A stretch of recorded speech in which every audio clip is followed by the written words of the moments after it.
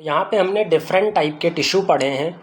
अभी तक पिछले वीडियोस में हमने प्लांट में मिलने वाले जो डिफरेंट टिश्यूज़ होते हैं उनकी बात करी है। अब किसी भी प्लांट ऑर्गन की बात करेंगे, हम पूरे के पूरे प्लांट स्ट्रक्चर की बात करेंगे। अभी तक तो हम इंडिविजुअल टिश्यू की बात कर रहे थे, अब हम पूरे प्लांट स्ट्रक्चर या फिर प्लांट बॉडी की बात करेंगे। तो मान लो ये कोई भी प्लांट स्ट्रक्चर है, तो प्लांट स्ट्रक्चर एक सिंगल टिश्यू से मिलकर के तो बनता नहीं है। इस प्लांट स्ट्रक्चर में डिफरेंट टाइप के टिश्यूज़ होंगे और वो आपस में अलग अलग तरह से अरेंज होंगे। Different type of tissues present होंगे। अब इस प्लांट स्ट्रक्चर में, किसी भी गिवन प्लांट स्ट्रक्चर में कितने तरह के टिश्यू अरेंज्ड हैं वो डिफाइन होता है उनके पोजीशन के बिहाफ पर। इस प्लांट स्ट्रक्चर में अलग अलग तरह के टिश्यू होते हैं बेस्ड ऑन देयर पोजीशन, उनकी पोजीशन के बिहाफ पे।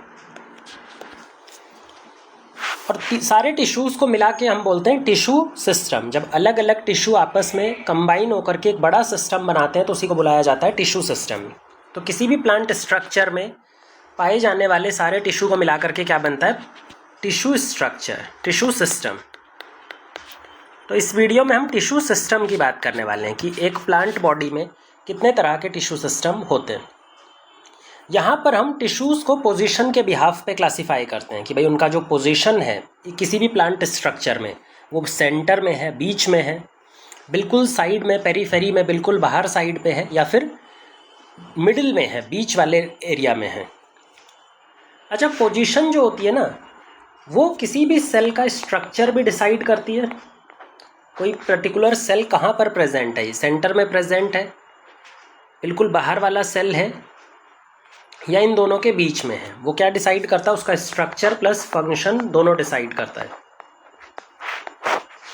अब हम बात करते हैं कितने तरह के टिश्यू सिस्टम प्लांट में पाए जाते हैं। कोई भी प्लांट स्ट्रक्चर उठा के देख लो, उसमें 3 तरह के टिश्यू सिस्टम मिलेंगे। पहला होता है epidermal tissue system, epidermal tissue system. दूसरा होता है ग्राउंड टिश्यू सिस्टम या फिर फंडामेंटल टिश्यू सिस्टम भी बोलते हैं इसको, फंडामेंटल टिश्यू सिस्टम। क्यों इसको फंडामेंटल टिश्यू बोलते हैं वो भी जब इसका एक्सप्लेनेशन देंगे तो वहाँ पे समझ में आ जाएगा।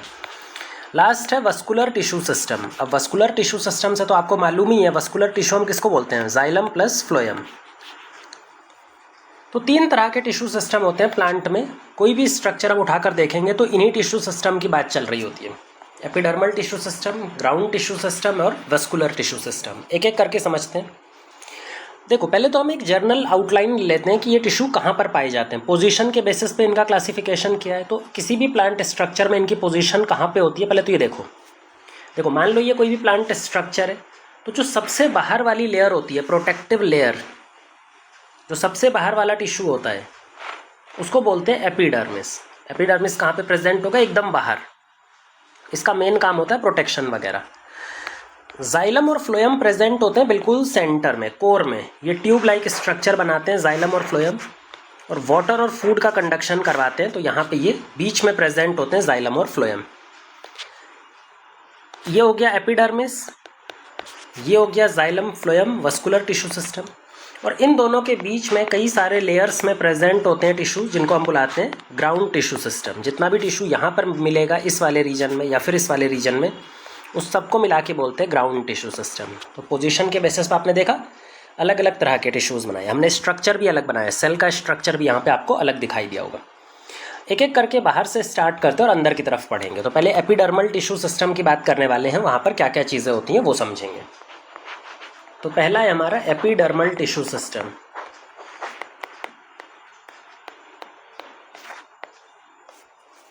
ये जो एपिडर्मल टिश्यू सिस्टम होता है, ये बेसिकली 2 कंपोनेंट से मिलकर के बना होता है, जिसको बोलते हैं एपिडर्मिस और एपिडर्मल अपेंडेजेस। जो इससे बाहर निकलते हुए कुछ फाइबर लाइक स्ट्रक्चर्स होते हैं, appendages arising from epidermis, epidermis, जिनको एपिडर्मल अपेंडेजेस भी बोला जाता है। तो अपेंडेजेस हो गए और एपिडर्मिस खुद हो गया। एपिडर्मिस एक लेयर होती है और अपेंडेज जो उससे निकलने वाले फाइबर लाइक या फिर थ्रेड लाइक स्ट्रक्चर होंगे, उनको बुलाया जाता है। अब पहले तो हम एपिडर्मिस को समझते हैं। एपिडर्मल अपेंडेजेस की बात बाद में करेंगे। देखो, एपिडर्मिस सिंपल सा एक सिंगल सेल लेयर है। किसी भी प्लांट बॉडी के ऊपर अगर plant body young plant body है, मान लो एक यंग प्लांट है, तो इसकी पूरी बॉडी पे एक सिंगल सेल लेयर की कवरिंग होगी, सिंगल सेल्यूलर लेयर्ड कवरिंग उसके बाहर साइड पे प्रेजेंट होती है, जो उसको प्रोटेक्ट करने का काम करती है। उसी लेयर को हम क्या बुलाते हैं? एपिडर्मिस। एक सिंगल सेल की लेयर होती है और बाहर की साइड प्रेजेंट होती है। यंग प्लांट्स में पूरी बॉडी में होती है, बट जब वो मैच्योर होता है तो कुछ पार्ट्स से वो डिसॉल्व हो जाती है, डिग्रेड हो जाती है, वो भी हम समझाएंगे, लेकिन अभी हम यंग प्लांट की बात करते हैं। अच्छा, एपिडर्मिस बनी किन सेल्स की होती है, किस तरह का इसका स्ट्रक्चर होता है? जो एपिडर्मिस होती है वो बनी होती है पैरेनकाइमा सेल्स की, लिविंग सेल्स के। जो लिविंग सेल्स होते हैं पैरेनकाइमा के सेल्स होते हैं। पैरेनकाइमा सेल्स आपको मालूम है लिविंग सेल्स होते हैं। अगर ये लिविंग सेल्स है तो इनकी सेल वॉल कैसी होगी? Thin cell wall. भाई पैरेनकाइमा की तो सेल वॉल थिन होती है। साथ में जो अरेंजमेंट दिखाई पड़ेगा, जो स्ट्रक्चर दिखाई पड़ेगा, वो इलोंगेटेड दिखाई पड़ेगा। जो सेल दिखाई पड़ेंगे वहाँ पे लंबे लंबे इलोंगेटेड दिखाई पड़ेंगे, और कॉम्पैक्ट अरेंजमेंट होगा उन सेल का, कॉम्पैक्टली अरेंज्ड। कॉम्पैक्टली अरेंज्ड का मतलब होता है उनके बीच में गैप या फिर इंटरसेल्यूलर स्पेस नहीं होगा। जो इंटरसेल्यूलर स्पेस है वो यहाँ पर एब्सेंट होता है। कुछ इस तरह के सेल दिखाई पड़ते हैं, लंबे लंबे सेल जो बिल्कुल कॉम्पैक्टली जुड़े रहते हैं, जिनके बीच में गैप नहीं होगा। अगर गैप होगा तो वहाँ से कोई भी पैथोजन अटैक कर सकता है। इसको आप मान सकते हो जैसे हमारे पास में एक स्किन होती है, हमारे पास भी एपिथेलियल कवरिंग होती है ना, वही हमारी एपिथेलियल कवरिंग है, स्किन की कवरिंग जैसा ही एपिडर्मिस है। यहाँ पर सेल लंबे लंबे हैं और कॉम्पैक्टली अरेंज्ड है, उनके बीच में कोई भी गैप प्रेजेंट नहीं होता। सेल्स के पास में बड़ा सा वैक्यूल होगा। भाई बाहर वाले सेल्स हैं तो यहाँ पे बड़े बड़े वैक्यूल होते हैं जो कि वेस्ट मटेरियल को स्टोर करके रखते हैं। और पेरिफेरल साइटोप्लाज्म, थोड़ा सा साइटोप्लाज्म ये साइड में प्रेजेंट होता है बस। तो यहाँ पे एक सेंट्रल बड़ा सा वैक्यूल होता है और हल्का फुल्का साइटोप्लाज्म पेरीफेरी या फिर एकदम किनारे की साइड पे प्रेजेंट रहता है, कोने के साइड पे प्रेजेंट रहता है। तो ये हमारे सेल हो गए एपिडर्मिस सेल। एपिडर्मिस की एक सिंगल कवरिंग पूरी प्लांट बॉडी पे प्रेजेंट होती है। आप कोई सा भी प्लांट पार्ट उठा करके देख लो, चाहे वो लीफ उठा करके देख लो, रूट उठा करके देख लो, या फिर स्टेम उठा करके देख लो, एक लेयर की कवरिंग हमें पूरे प्लांट बॉडी पर इस तरह से दिखाई पड़ेगी, हर एक पार्ट पे, जब वो यंग फॉर्म में रहता है। जब वो यंग फॉर्म में रहता है तो हर एक बॉडी पे एपिडर्मिस दिखाई पड़ती है। जब वो मैच्योर हो जाता है तो स्टेम वाले सेगमेंट पे उसकी ज़रूरत नहीं रह जाती, क्योंकि स्टेम पे आपको मालूम है ज़्यादातर प्लांट्स अपने ऊपर क्या बना लेते हैं? लकड़ी बना लेते हैं। तो जब वो लकड़ी बना लेते हैं तो एपिडर्मिस उस टाइम पे डिसॉल्व हो जाती है। तो मैच्योर होने के बाद कई बार बहुत सारे प्लांट्स जो लकड़ी बनाते हैं पर्टिकुलरली, उनके पास मैच्योर होने के बाद में स्टेम से एपिडर्मिस ख़त्म हो जाती है, लेकिन लीफ और रूट में तो ज़िंदगी भर प्रेजेंट होती है। और यंग स्टेज में पूरी प्लांट बॉडी पे स्टेम, रूट और लीफ सब पे मिलता है। तो यहाँ पे हमने बात करी इसकी एपिडर्मिस लेयर। अब ये जो एपिडर्मिस लेयर है, ये भी हमें इसके ऊपर हो सकता है कि एक वैक्सी कोटिंग क्यूटिकल प्रेजेंट हो सकती है या फिर नहीं हो सकती। कहाँ पर होती है, कहाँ पर नहीं होती, वो हम बात करते हैं। यहाँ पर क्या है? ये एक वैक्सी कोटिंग जिसको बोलते हैं क्यूटिकल लेयर। ये क्यूटिकल लेयर एक तरह का वैक्स है जो पानी के मूवमेंट को कंट्रोल करता है, पानी के मूवमेंट को रोकता है, मतलब बॉडी से पानी का लॉस जो है वो कम करवाता है। वाटर इसको ईजिली क्रॉस नहीं कर सकता। एपिडर्मिस पे क्यूटिकल लेयर प्रेजेंट हो भी सकती है और नहीं भी हो सकती। जैसे अगर हम बात करें रूट एपिडर्मिस पे, जब हम रूट की एपिडर्मिस देखेंगे तो रूट की एपिडर्मिस पे कोई क्यूटिकल लेयर प्रेजेंट नहीं होती, क्योंकि रूट का मेन काम ही वाटर एब्जॉर्ब करना है। अगर उसकी लेयर सरफेस पे क्यूटिकल की लेयर प्रेजेंट होगी तो वो वाटर अच्छे से एब्जॉर्ब कभी कर ही नहीं पाएगा। तो रूट की एपिडर्मिस पे ये याद रखना, कभी भी क्यूटिकल लेयर नहीं होती। वहीं पर अगर हम शूट की बात करें, चाहे हम स्टेम एपिडर्मिस की बात करें, शूट में स्टेम भी आता है और लीफ भी आता है, या लीफ एपिडर्मिस की बात करें, दोनों जगह पर हमें क्यूटिकल देखने को मिलता है।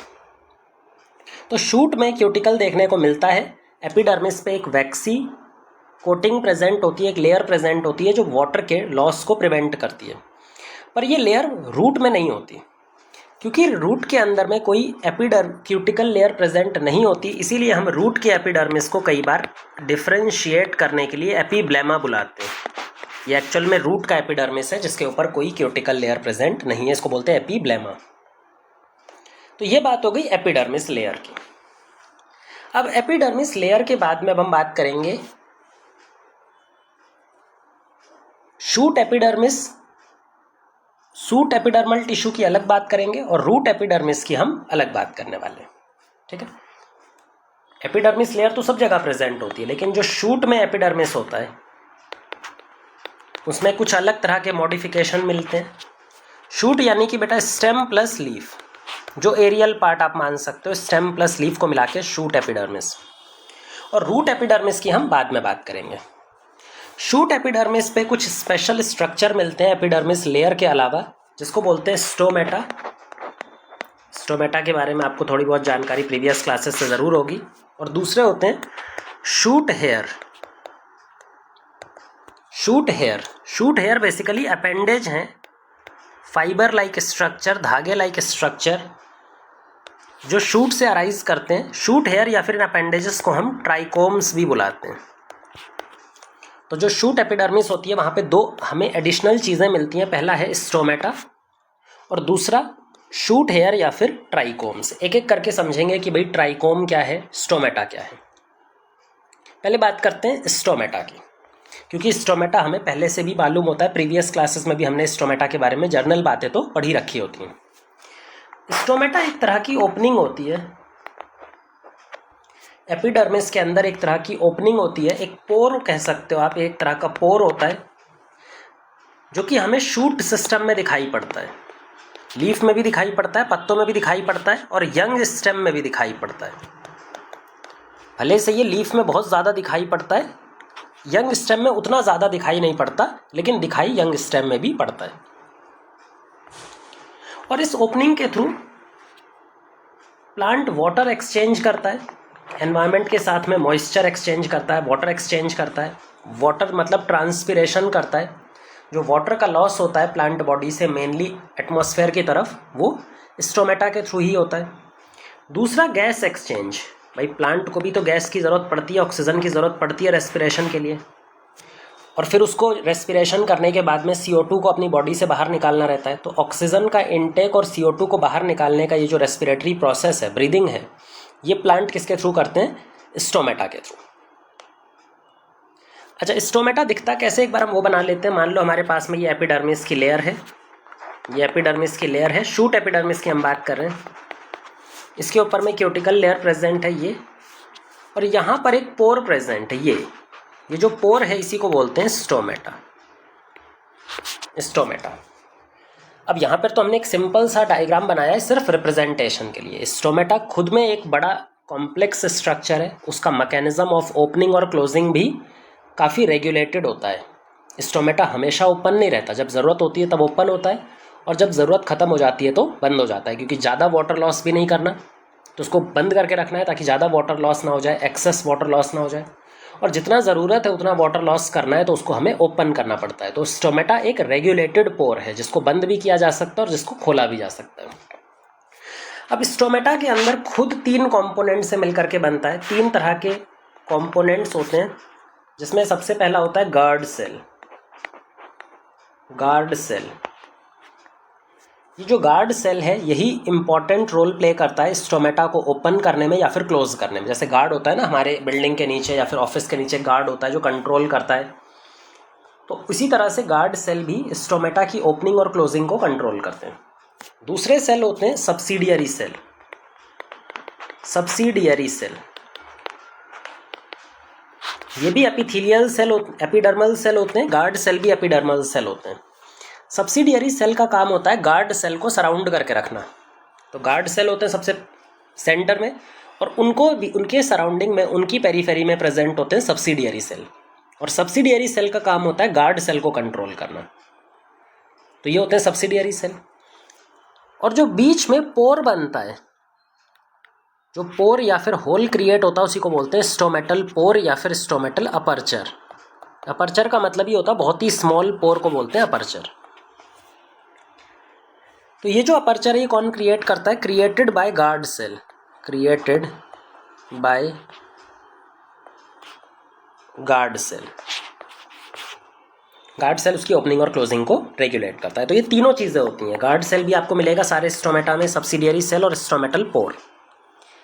लेकिन डिफरेंट प्लांट्स के अंदर में जो गार्ड सेल का शेप होता है, सब्सिडियरी का सेल का जो शेप होता है वो अलग अलग होता है।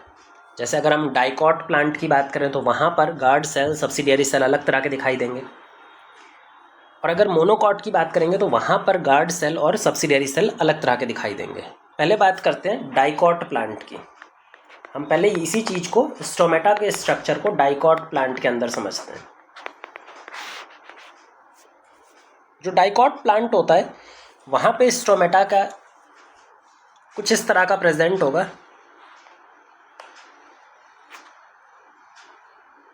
पहले एक बार हम एक जर्नल स्ट्रक्चर बना लेते हैं, फिर इसके आगे समझेंगे कि हमने क्या क्या चीज़ें ड्रॉ की हैं।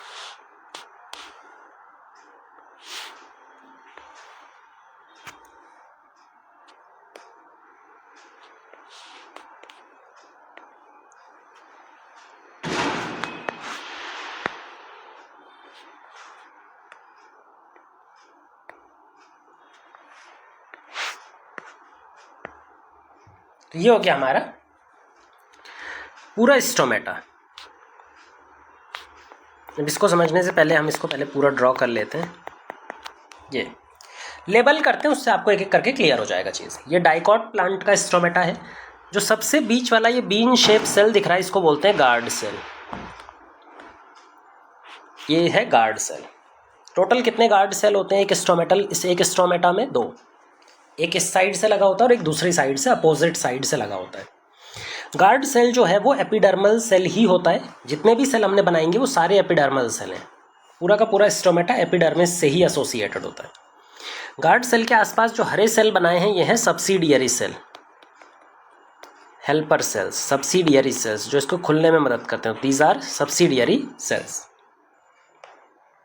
अच्छा, सब्सिडियरी सेल का स्ट्रक्चर देखो, बाकी नॉर्मल एपिडर्मल सेल से उनका स्ट्रक्चर मॉडिफाई हो जाता है।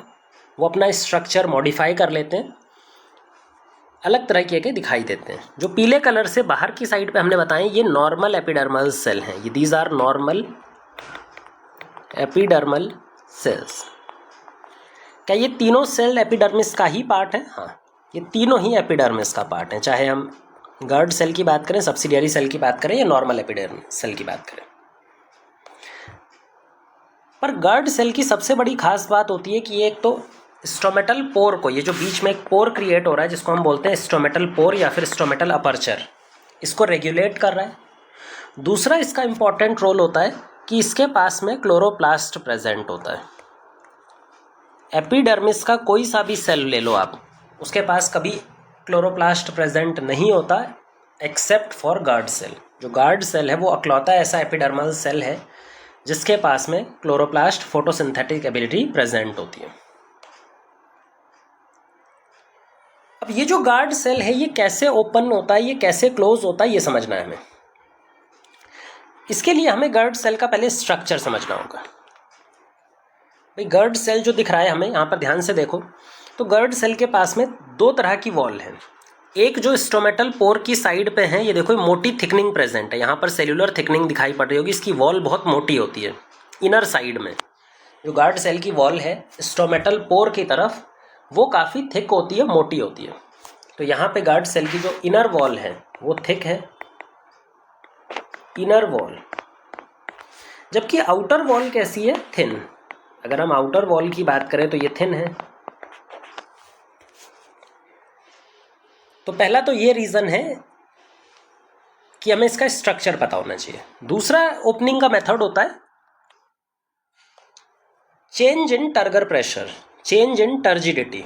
जो गार्ड सेल होते हैं जब इनकी टर्जिडिटी चेंज होती है, चेंज इन टर्जिडिटी, और इनकी टर्जिडिटी को चेंज करने का काम कौन करता है? Subsidiary cell.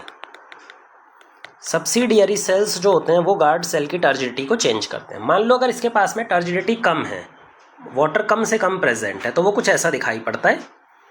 दोनों आपस में इस तरह से चिपके रहते हैं और स्टोमेटा में पोर आपको नहीं दिखाई देगा, क्योंकि अभी वो कैसे है? टर्जिड नहीं है। अब मान लो वो कि टर्जिड कंडीशन में जाते हैं। टर्जिड कंडीशन में कब जाएंगे? जब इनके अंदर वाटर एब्जॉर्ब हो जाएगा, भर भर के वाटर भेज दिया जाएगा, वाटर एब्जॉर्ब हो जाएगा। इससे क्या होता है कि इसका एक्सपेंशन होगा, ये एक्सपेंड करना स्टार्ट कर देगा।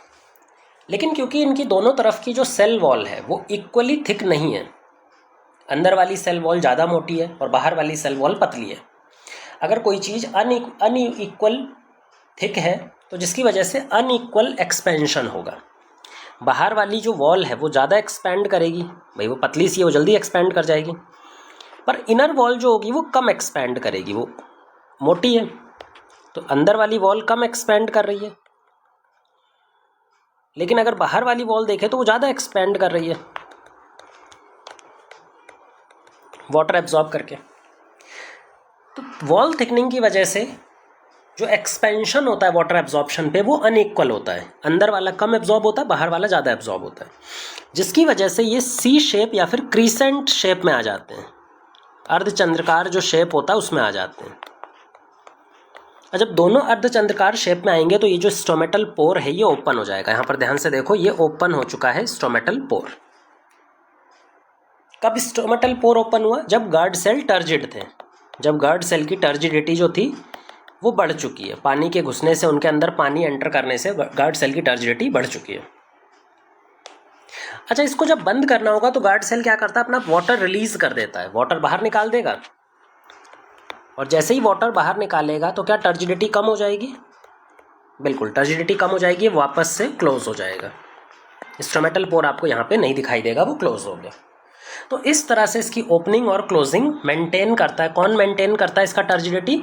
Subsidiary cell. जो सब्सिडियरी सेल है वो इसके अंदर टर्जिडिटी मेंटेन करता है, इसके अंदर वाटर का मूवमेंट करवाता है। तो ये हमें याद रखना है। ये बात थी डाइकॉट प्लांट के जो स्टोमेटा होते हैं उनकी।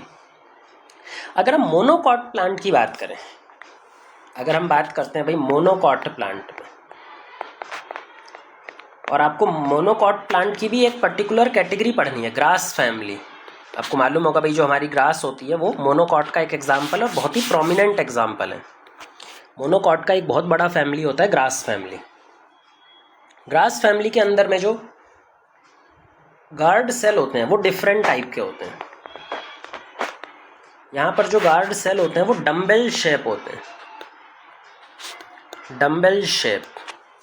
अब ये डम्बेल शेप क्यों बन रहे हैं? क्योंकि यहाँ पे थिकनिंग अलग तरह की है। देखो यहाँ पे क्या होता है कि सेल के पास में, मान लो ये गार्ड सेल हैं, दो गार्ड सेल हम बना देते हैं।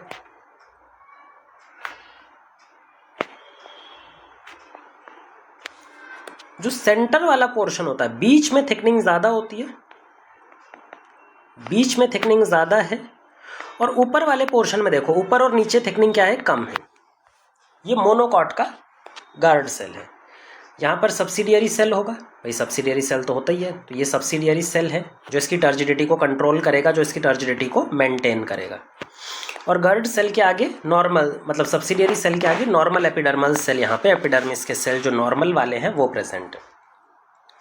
अब जब टर्जिडिटी बढ़ेगी, जब गार्ड सेल के अंदर में वाटर एंटर करेगा, तो ये अब कैसे स्वेल करता है या फिर ये कैसे एक्सपेंड करता है? ये भी अनइक्वली एक्सपेंड करेगा। लेकिन यहाँ पे जो अनइक्वल एक्सपेंशन होगा वो कुछ ऐसा दिखाई पड़ेगा।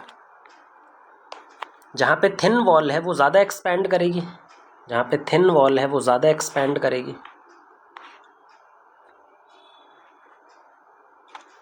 जो थिक वॉल थी वो कम एक्सपेंड कर पाएगी। बीच में थिक वॉल थी तो ये तो एक्सपेंड कर नहीं सकती, लेकिन जो थिन वॉल थी देखो ये एक्सपेंड हो गई, बाहर की तरफ फूल गई, जिसकी वजह से एक गैप क्रिएट हो गया, एक पोर क्रिएट हो गया, जिसको हम बोल रहे हैं स्टोमेटल पोर। ये स्टोमेटल पोर या फिर अपर्चर की बात है। तो क्या ये ओपन हो गया? बिल्कुल। क्या ये क्लोज फॉर्म में? बिल्कुल। क्यों क्लोज और ओपन है? Because of turgidity change. यहाँ पे टर्जिड हो गया सेल, जब टर्जिडिटी बढ़ेगी और यहाँ पे टर्जिडिटी कम हो रही है तो वापस से क्लोज हो जाएगा। लेकिन यहाँ पे जो थिकनिंग है वो सेल की थिकनिंग देखो, गर्ड सेल की थिकनिंग देखो, वो अलग तरीके से है, वो बीच में है, ठीक है। लेकिन ये भी ध्यान रखना है कि गर्ड सेल चाहे डाइकॉट का हो चाहे मोनोकॉट का हो, ये इकलौता ऐसा सेल है जिसके पास क्लोरोप्लास्ट होता है, एपिडर्मिस का ऐसा सेल, और ये फोटोसिंथेसिस करने में कैपेबल होता है। ये इकलौता एपिडर्मिस का सेल है जो फोटोसिंथेसिस परफॉर्म कर सकता है। तो ये हमने बात कर ली स्टोमेटा की, जो कि कैरेक्टरिस्टिक फीचर है लीफ का और यंग स्टेम में भी मिलता है। अब हम बात करेंगे शूट हेयर की। भाई शूट के अंदर में एपिडर्मिस का एक और इम्पॉर्टेंट स्ट्रक्चर दिखाई पड़ता है, शूट हेयर या फिर ट्राइकोम्स। तो ट्राइकोम्स क्या होते हैं, किस तरह के होते हैं और क्या काम आते हैं, वो भी हम समझने वाले हैं।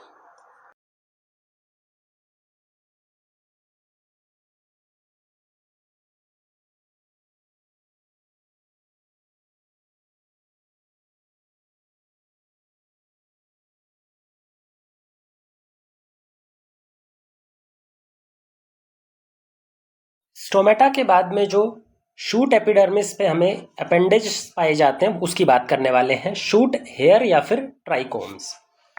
तो जो दूसरी चीज़ मिलती है इस शूट एपिडर्मिस के ऊपर स्टोमेटा के अलावा, दैट इज शूट हेयर। इसका दूसरा नाम ट्राइकोम भी होता है। और ये जो शूट हेयर या फिर ट्राइकोम है, ये क्या रिप्रेजेंट कर रहा है, ये हमारा शूट एपिडर्मल अपेंडेज रिप्रेजेंट कर रहा है। ये भी एक तरह का एपिडर्मल अपेंडेज है, एपिडर्मिस से निकलने वाला फाइब्रस धागे नुमा स्ट्रक्चर। शूट हेयर की कुछ खास बातें पहले समझ लेते हैं, फिर उसके बाद इसका स्ट्रक्चर देखेंगे। पहला तो ये कि ये मल्टी सेल्यूलर होता है, एक से ज़्यादा सेल का बना हुआ रहता है।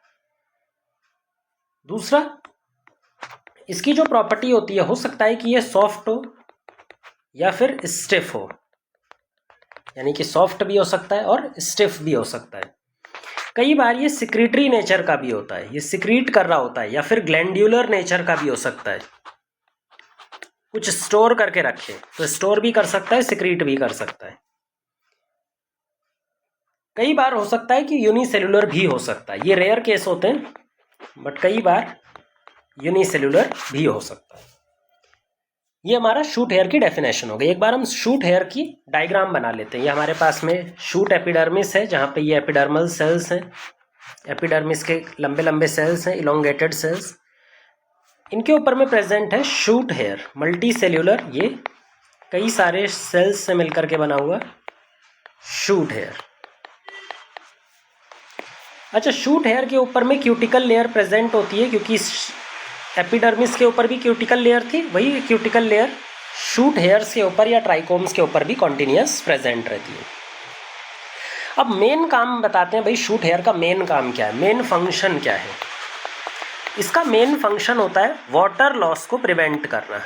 जो शूट से वाटर लॉस हो रहा होता है या फिर वाटर का लॉस प्लांट बॉडी से होता है, शूट के थ्रू उसको रोकना या फिर उसको कम करना, उस वाटर लॉस को कम से कम करना। अब आप पूछेंगे भाई इसके थ्रू वाटर लॉस कम कैसे होगा। देखो, इसके थ्रू 3 तरीके से वाटर लॉस कम होता है। पहला तो इसके ऊपर में क्यूटिकल लेयर है, और जब ये क्यूटिकल लेयर बहुत बार सरफेस एरिया को बढ़ाता है तो इसकी वजह से जो सन की रिफ्लेक्टिव एरिया है वो उसको बाहर रिफ्लेक्ट कर देता है। जो सनलाइट आ रही है उसको रिफ्लेक्ट कर देता है, जिससे जो लीफ सरफेस है वो ज़्यादा गर्म नहीं होती। जितनी ज़्यादा लीफ सरफेस गर्म होगी उतना ज़्यादा वाटर का लॉस होने वाला है। दूसरा काम ये करता है कि जो वाटर एयर मूव कर रही है, मान लो यहाँ पे एयर चल रही है, अब यहाँ पर इस एरिया में 2 ट्राइकोम्स के बीच में मॉइस्चर रिच एयर प्रेजेंट है। यहाँ पे मॉइस्चर रिच एयर प्रेजेंट है, ह्यूमिड एयर प्रेजेंट रहती है। जो humid air direct fresh air के कांटेक्ट से लीफ सरफेस को या फिर स्टेम की सरफेस को बचा के रखती है। अगर ये फ्रेश एयर डायरेक्टली स्टोमेटा पर आकर के अटैच होगी या स्टोमेटा के कांटेक्ट में आएगी तो ट्रांसपिरेशन का रेट बढ़ जाएगा। पर ये जो ह्यूमिड एयर है, यहाँ पे ये क्लस्टर रुकी हुई है, जिसकी वजह से ट्रांसपिरेशन कम हो जाता है। तो ये सारे रीज़न रहते हैं कि ट्रांसपिरेशन कैसे ये कम कर रही होती है। ये हो गई बात शूट हेयर या फिर ट्राइकोम्स की। ट्राइकोम्स हमें कहाँ कहाँ पे देखने को मिलते हैं? शूट में देखने को मिलते हैं, स्टेम में देखने को मिल सकते हैं, जो यंग स्टेम होती है, और लीफ पे भी देखने को मिल सकते हैं, पत्तों पर भी दिखाई पड़ सकते हैं। तो ये हो गया शूट एपिडर्मल टिश्यू, जो शूट के ऊपर में जितने अलग अलग स्ट्रक्चर है वो सारे हमने समझ लिए। अब हम दूसरा बात करते हैं रूट एपिडर्मल सिस्टम। जो रूट का एपिडर्मिस है, रूट के ऊपर जो एपिडर्मल टिश्यू प्रेजेंट है, उसके एपिडर्मल टिश्यू को समझते हैं हम। रूट के अंदर में जो एपिडर्मिस बनी होती है वो यूनिसेल्युलर लंबे लंबे सेल्स हैं। ये एपिडर्मिस हो गया। रूट एपिडर्मिस की खास बात होती है कि इसके ऊपर कोई क्यूटिकल लेयर नहीं होगी, क्योंकि रूट एपिडर्मिस पे कोई क्यूटिकल लेयर नहीं होती है, इसीलिए इसका एक और नाम होता है एपीब्लेमा। इसको एक स्पेसिफिक नाम मिला होता है एपीब्लेमा। इस रूट एपिडर्मिस के ऊपर में कुछ यूनिसेल्युलर एक्सटेंशंस निकल रहे होते हैं। इसके ऊपर में भी अपेंडेजेस होते हैं, लेकिन यहाँ पर जो अपेंडेजेस हैं, जो रूट एपिडर्मिस के अपेंडेजेस हैं, इनका स्ट्रक्चर नेचर सब अलग होता है। जो रूट अपेंडेजेस हैं, रूट एपिडर्मिस के अपेंडेजेस हैं, दीज आर यूनिसेल्युलर। तो ये एक सिंगल सेल से निकले हुए सेल्युलर एक्सटेंशन है। ये कुछ स्ट्रक्चर होने की बजाय सेल से निकलने वाले, सेल के स्ट्रक्चर से निकलने वाले एक इलोंगेटेड ट्यूब लाइक स्ट्रक्चर या फिर एक्सटेंशन होते हैं सेल के। तो दीज आर यूनिसेल्युलर एक्सटेंशन। ये बहुत ज़्यादा लंबे टाइम तक नहीं रहते, दीज आर शॉर्ट लिव्ड। ये बनते रहते हैं और ख़त्म भी होते रहते हैं, मतलब सेल इनको अपना एक्सटेंशन करके लगातार बनाती रहती है और ख़त्म भी करती रहती है। तो दीज आर शॉर्ट लिव्ड या फिर एफीमेरल। शॉर्ट लिव्ड को हम बायो में एफीमेरल कह करके बुलाते हैं। तो जो रूट हेयर हैं, दीज आर यूनिसेल्युलर एक्सटेंशन और एफीमेरल, थोड़े टाइम के लिए होते हैं, फिर बाद में मान लो इस वाले सेल से निकल जाएगा, इस वाले सेल से निकल जाएगा और वापस भी चला जाता है। तो ये हो गया रूट एपिडर्मिस। रूट एपिडर्मिस में सिर्फ एपीब्लेमा नाम का लेयर प्रेजेंट होता है और साथ में रूट हेयर, जो कि इसके अपेंडेज हैं, जिसको हम मिलाकर बोलते हैं रूट हेयर, जो कि एक्चुअल में यूनिसेल्युलर एक्सटेंशन है, short lived extension. Root epidermis पे कोई भी स्टोमेटा कभी प्रेजेंट नहीं हो सकता, क्योंकि रूट अंडरग्राउंड होती है, और अगर ये अंडरग्राउंड है तो एयर के डायरेक्ट कांटेक्ट में तो ये कभी आती ही नहीं है। और जब तक एयर के डायरेक्ट कांटेक्ट में नहीं आएगी तो यहाँ से ट्रांसपिरेशन या फिर वाटर का लॉस बहुत ज़्यादा सिग्निफिकेंटली नहीं होता, उल्टा यहाँ से वाटर का एब्जॉर्प्शन हो रहा होता है। तो स्टोमेटा की ज़रूरत यहाँ पे हमें नहीं पड़ती है। तो यहाँ पे हमने पढ़ लिया सारा जो एपिडर्मल टिश्यू सिस्टम थे उसके सारे कंपोनेंट्स। अब हम बात करते हैं जो बाकी दो टिश्यू सिस्टम है हमारे पास, वस्कुलर टिश्यू सिस्टम और ग्राउंड टिश्यू सिस्टम, उसकी बात करते हैं। पहले समझते हैं वस्कुलर टिश्यू सिस्टम। जो दूसरे टाइप का टिश्यू सिस्टम है एपिडर्मल के बाद में, that is vascular tissue system.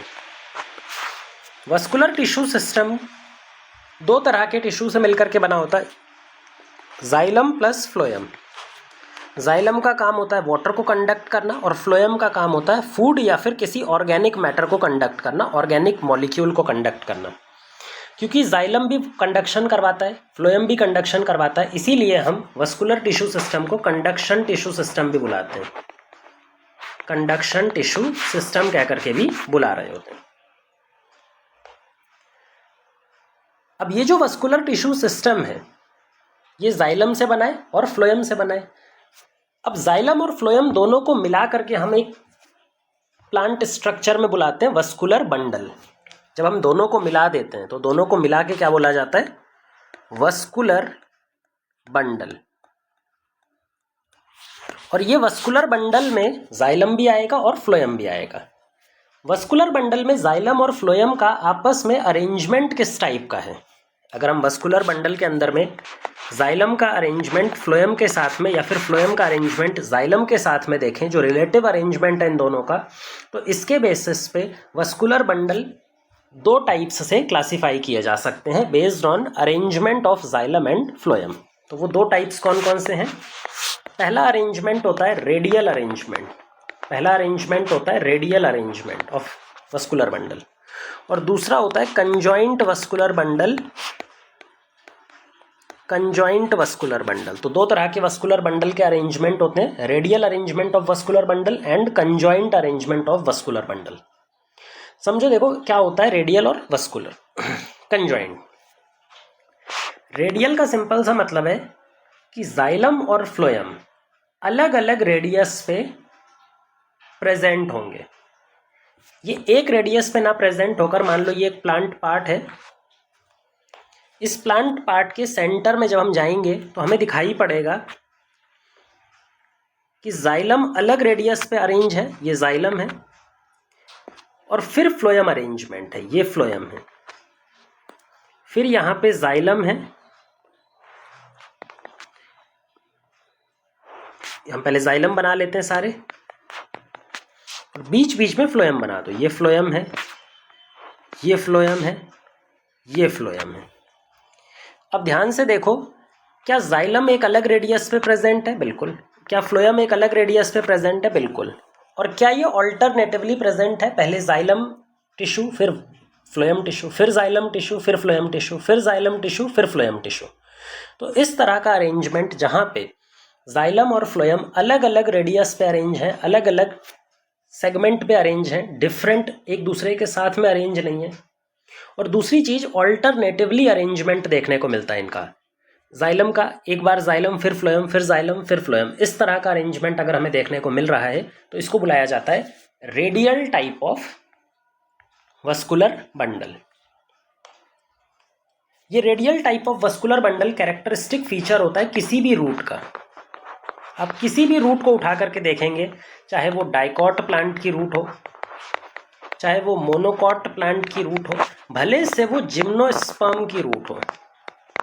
वैसे तो हम इस प्लांट में, इस एनाटॉमी टॉपिक में फ्लावरिंग प्लांट या फिर एंजियोस्पर्म की ही एनाटॉमी पढ़ रहे होते हैं, लेकिन अगर मान लो आप कभी जिम्नोस्पर्म की भी रूट की एनाटॉमी देखोगे तो वहां पे भी रेडियल वस्कुलर अरेंजमेंट देखने को ही मिलता है।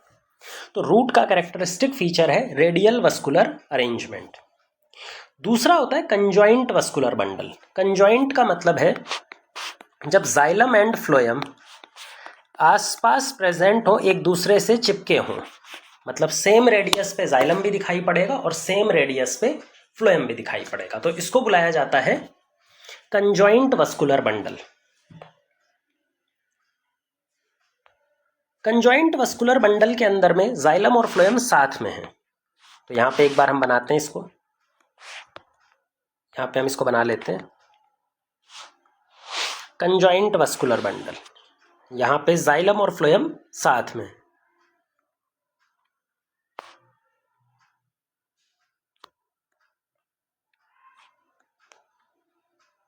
ये जिसमें कि फ्लोएम बाहर की तरफ और जाइलम अंदर की तरफ है।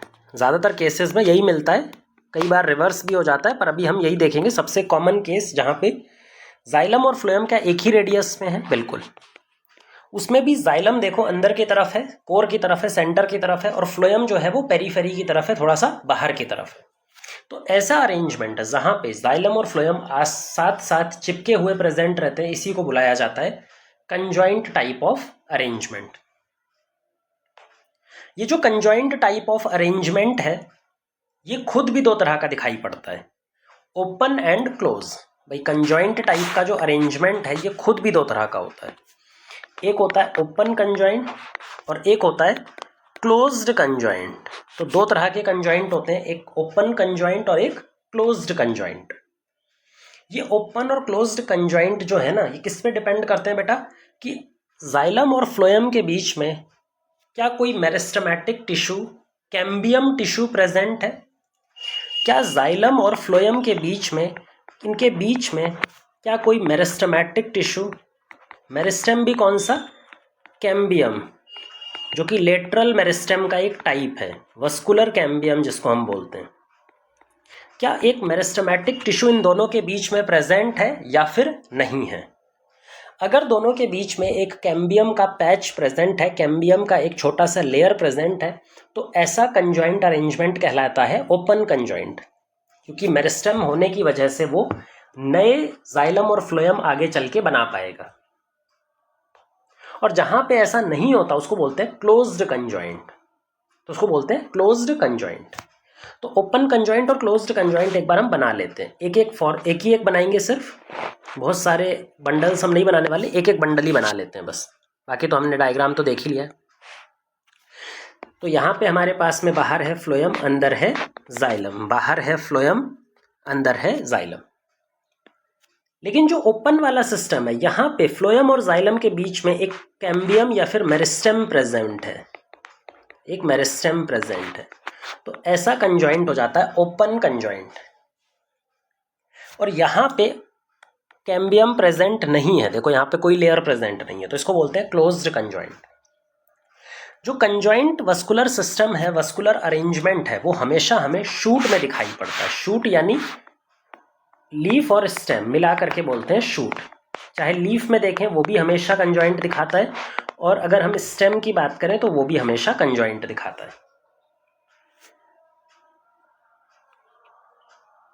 पर ओपन और क्लोज्ड किस में होगा, ये डिफरेंट करता है। जैसे अगर हम बात करें, ओपन कंजॉइंट सिस्टम हमें स्टेम में दिखाई पड़ता है, वो भी डाइकॉट स्टेम में। जब हम डाइकॉट स्टेम की अनाटमी पढ़ेंगे तो वहाँ पे आपको बताएंगे कि डाइकॉट स्टेम के अंदर जब हम अनाटमी देखते हैं तो जाइलम और फ्लोएम के बीच में एक मेरिस्टेम प्रेजेंट होती है, वस्कुलर कैम्बियम प्रेजेंट होता है, एक छोटा सा पैच प्रेजेंट होता है। वहीं पे अगर हम मोनोकॉट स्टेम की बात करें, मोनोकॉट प्लांट जिसमें हमारी घास आती है, तो आपने देखा होगा घास हो गया या फिर जो बैम्बू होता है, जो मोनोकॉट है, मोनोकॉट कभी भी सेकेंडरी ग्रोथ नहीं करते हैं, वो उनकी विड्थ या फिर मोटाई इंक्रीज नहीं होती है। ऐसा इसीलिए होता है क्योंकि उनके स्टेम के पास में कोई कैम्बियम होता ही नहीं है, वस्कुलर कैम्बियम एब्सेंट होता है। तो यहाँ पे अगर मोनोकॉट स्टेम की बात आए तो मोनोकॉट स्टेम हमेशा क्लोज्ड कंजॉइंट सिस्टम दिखाता है।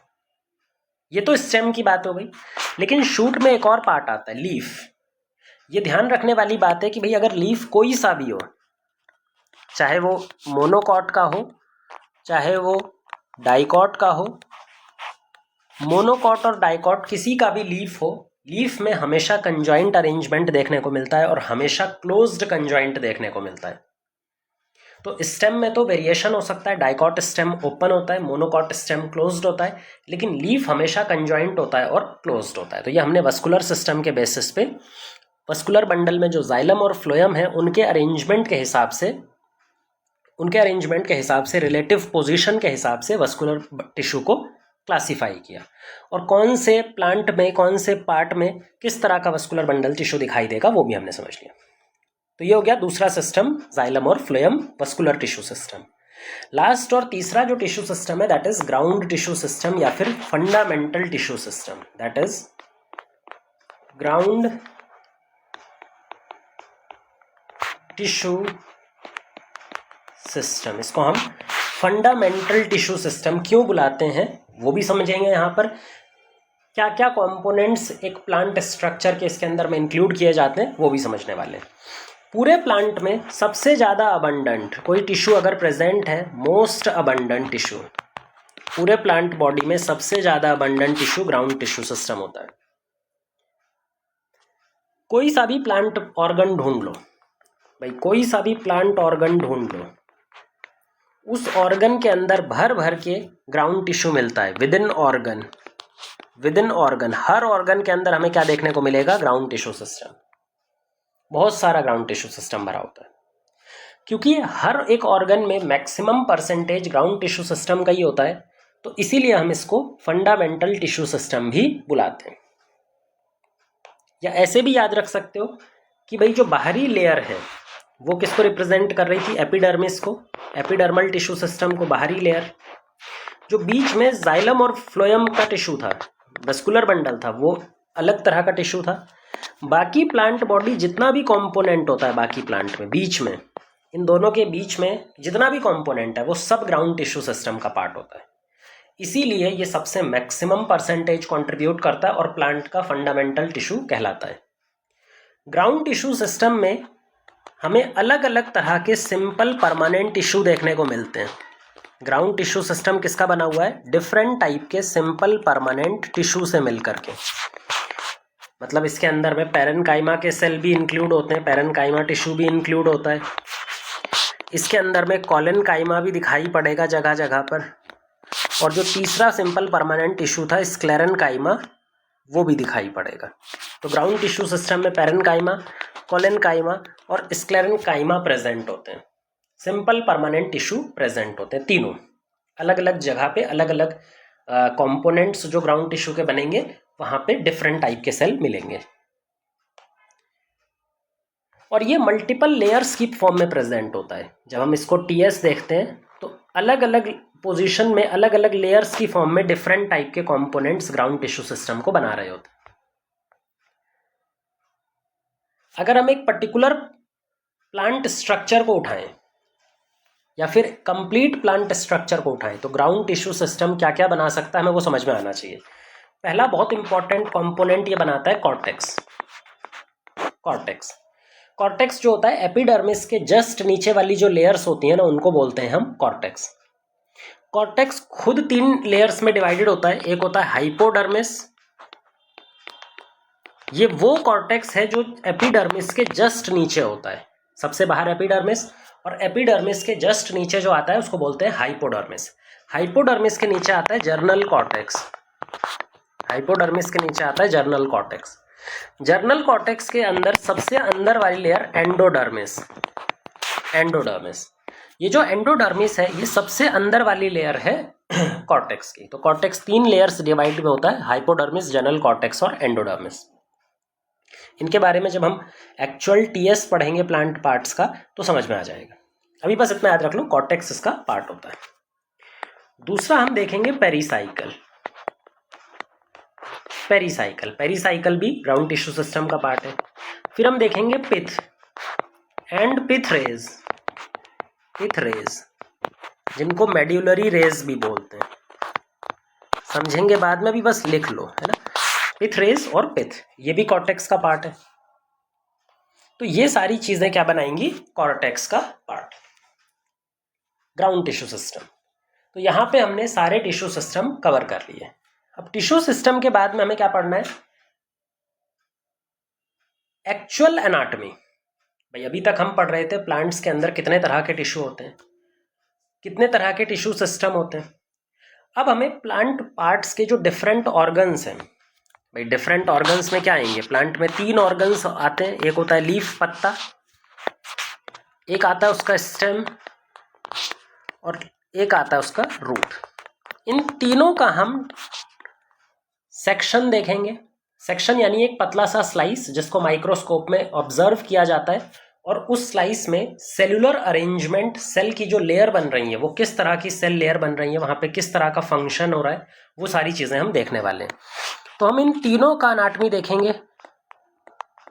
इन तीनों की एनाटॉमी देखेंगे डाइकॉट प्लांट के हिसाब से और साथ में मोनोकॉट प्लांट के हिसाब से, दोनों के हिसाब से, डाइकॉट के हिसाब से भी और मोनोकॉट के हिसाब से भी हम क्या समझने वाले हैं, तीनों की एनाटॉमी अलग अलग पढ़ने वाले हैं।